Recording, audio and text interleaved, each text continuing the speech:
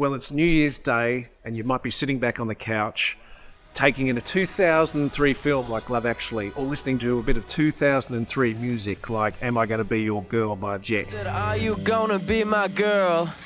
2003 is also the year of cabinet documents that are being released today by the National Archives of Australia. Now, back in 2003, the single biggest event was the invasion of Iraq and the Iraq War. The archives have released documents from the Howard government that was in office at that time, and they made the decision to go to the war. And the most interesting aspect is that there are no documents. For a major decision by a government to go to war, it is clear that John Howard, he had a 3-hour meeting with his cabinet on the evening of March 17, 2003, and they unanimously agreed to send Australian troops into what would be one of the most costliest wars of all time, and one that is hotly debated today, given one of the key reasons they went to war was for Saddam Hussein's weapons of mass destruction, and they were never found. 2003 was also interesting for the Howard government because it was the year that the then Governor-General, Peter Hollingworth, resigned over issues during his time in charge of the Brisbane Anglican Diocese and his knowledge around the employment of a pedophile priest.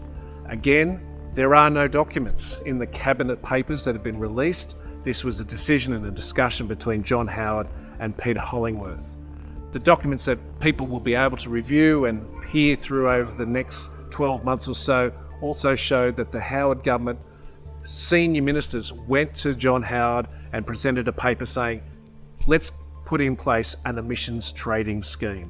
This is the best and cheapest way to reduce Australia's greenhouse gas emissions.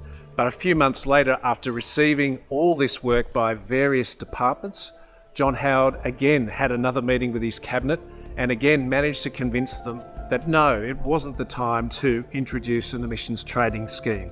He raised concerns about the various industries that were worried of what this might mean to them and to the Australian economy. Of course, famously, Mr. Howard would go to the 2007 election promising an emissions trading scheme, but it was too late. Another aspect of these papers, and one which most people will have no idea or inkling about, is how Australia came up with a way to increase the size of the continent. Australia is about 7.7 million square kilometres, but as part of an ongoing discussion with countries around the world, we increased that by another 11 million square kilometres by extending our control over the continental shelf, which means to this day, Australia and Australian businesses and Australian governments have the rights to a lot of the seabed at least 200 miles off the coast. So 2003, while you're kicking back and trying to come to terms with another new year, you also have to take into account that it was one of the most tumultuous years for the Howard government as it decided to go to war.